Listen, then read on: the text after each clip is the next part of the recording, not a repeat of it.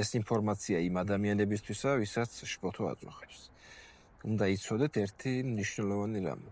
პრობლემა არასდროს არ არის თავად შფოთვაში.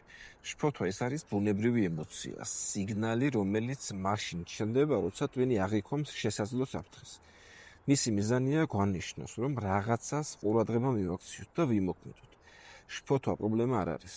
პრობლემა არის ის, თუ როგორ ვუხსნით მას საკუთარ თავს. მაგალითად, როცა გვიჩქარდება გული ვფიქრობთ, ვაიმე ინფარქტი ხომ არ არის. როცა გვიწევს წნევა, ინსულტი ხომ არ მემართება. როცა თავრუსხება გვიჩნდება, ახლა ცუდად ხომ არ გახვდები. და ამ ყველაფერს ემატება შემდეგ შიდა დიალოგი. ეს ჯოჯოხეთია, ასე ცხოვრება აღარ შეიძლება, როდის დამთავრდება ეს ყველაფერი, რა აზრი აქვს ასე ცხოვრებას. ახლა კი დაფიქრდით. ასეთი ფიქრები შფოთვას გააძლიერებს თუ შეამცირებს? რა თქმა უნდა, გააძლიერებს. და რატომ?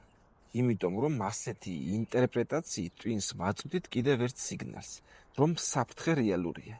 და მერე გვიგვირს, რატომ ძლიერდება შფოთვა და რატომ ყალიბდება შფოთვითი აშლილება. ახლა ერთი მარტივ მაგალითს გეტყვით და ყველაფერს მიხვდებით. გაიხსენეთ კარგი кейფის შემდეგ, დათრობის შემდეგ, როდესაც ნაბახუსებზე ვართ მეორე დღეს და ამ დროს ჩვენ ხშირად გვაქვს იგივე სიმპტომები. მაჩქარებული გული, მაღალი წნევა, თავრუსხევა, სისუსტე, გულისრევის შეგრძნება. ეს თითქმის იგივე ფიზიკური სიმპტომებია, რაც შფოთვის დროს, მაგრამ ერთი მნიშვნელოვანი განსხვავებაა. ამ დროს ჩვენ არ ვპანიკობთ. რატომ? იმიტომ რომ ვიცით, ეს უბრალო პახმელია, უსაფრთხოა. ცოტა ხანს გაუძლევთ და გადაივლის. დააკვირდით, სიმპტომები თითქმის იგივეა, მაგრამ დამოკიდებულება სრულიად განსხვავებული. და სწორედ ამიტომ განსხვავებულია შედეგიც.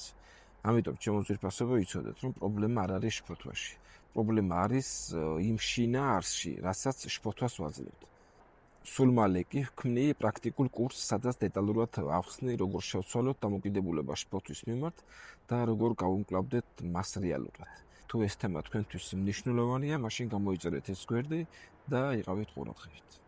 ასევე გაუზიარეთ ეს ვიდეო იმ ადამიანებს, ვისაც თვლით, რომ გამოადგენ.